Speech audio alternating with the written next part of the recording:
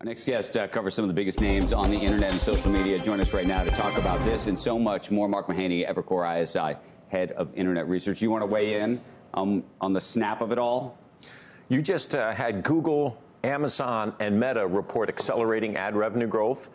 That's the real tell. Snap is a second-tier ad platform without a lot of innovation. Lots of innovation on the user side, but they've always been bereft of innovation on the advertiser side, and it's coming back to haunt them. Also, expectations really rose heavily into the print in the wake of Google, in the wake of Meta, and I don't know, I think there was some poor communication on the part of the company, so expectations were high, and they just got smashed. Okay. So, yeah. What's the Middle East thing?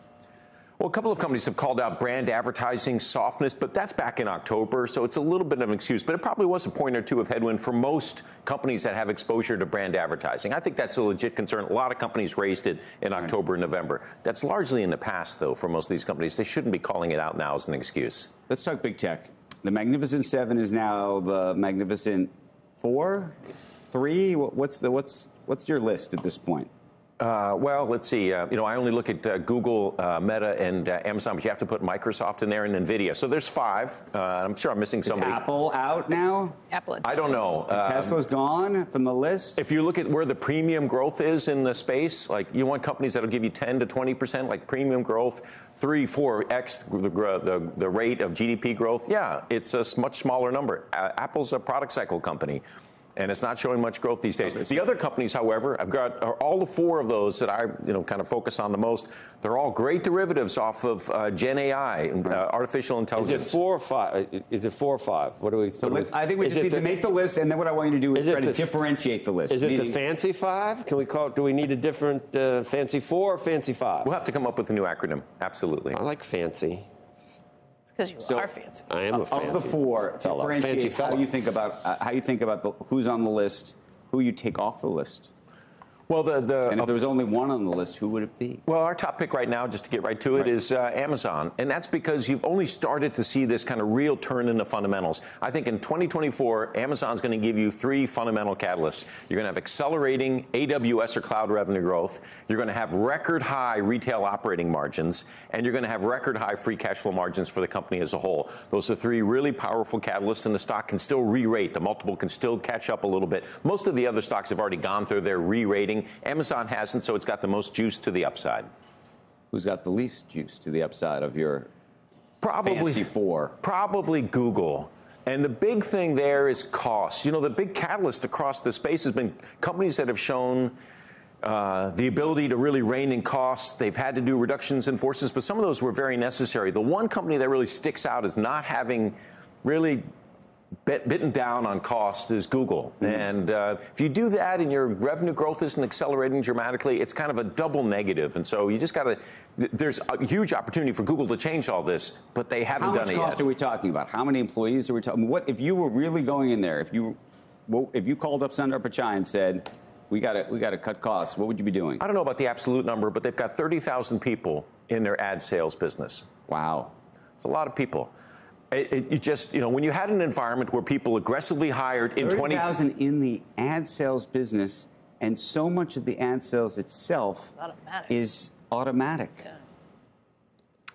Yeah. Are these engineers? Oh, it's a mixture of a lot of things, sales and engineers. Okay. But I think the bigger point is you saw companies across the board, and Zuckerberg, to his credit, was the big turn. That's when somebody went from its growth at all costs to responsible, profitable growth. He was forced to. Wall Street forced him to do that, but he listened.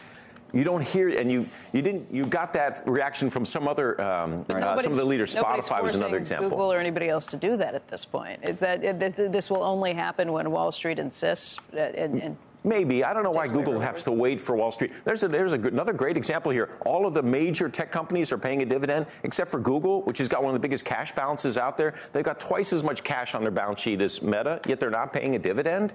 Really? Like, they should be out paying a dividend. They should be managing their costs much more aggressively. I think if they do that, you could have a real upside in the stock. Some of the special projects that they've always kind of chased after and done things, but not necessarily AI. I would assume that you want them to continue to fund that. Yeah, I think investors do. Yeah. Google is more valuable at making bets in things like autonomous vehicles. You just have to right size the bet. That's all. Here's the meta question. It's not a meta question, but it's a question about meta. Everybody's running around now with these Vision Pro goggles on. I don't want to say everybody, but you go online, you see everybody talking about it. How much does this benefit or not what Meta's done with the Oculus? Meaning, because of that product price point is, $500. This other thing is at $3,500. It's still at version 1. When Christmas comes, do all sorts of kids say, Daddy, Mommy, I want a headset, and the parents say, well, I can't. I'm not getting you the Apple headset because it's just too pricey right now. But I will get you this. This is or is that a misnomer? No. I think you set it up right. We got a proof of concept problem here. It's not convincing to enough people that they need to have one of these devices. The price points have been a lot lower on Oculus for a couple of years, and you just don't see people. You haven't gotten millions and millions of people looking to buy them. So the product needs to improve. And you're probably talking a couple of generations. You can get that. It's like 3 or 4 years. Every generation is going to get better than the last one, right. Cheaper, faster, more apps. So I think there's real opportunity here, but it's going to take 5+ years. What was your initial reaction when you put those Vision Pro goggles on relative to Meta's goggles? I just did this yesterday. The graphic display was amazing. Now, whether I really want to put that on to watch video content as opposed to just sitting back and watching it on my screen, with that I don't know. And also, I just think most people are going to use their smartphones unless these Vision Pro or these head-mounted devices have a huge amount of apps associated with them. Right. I'm probably just going to stick with my phone. It's very entertaining.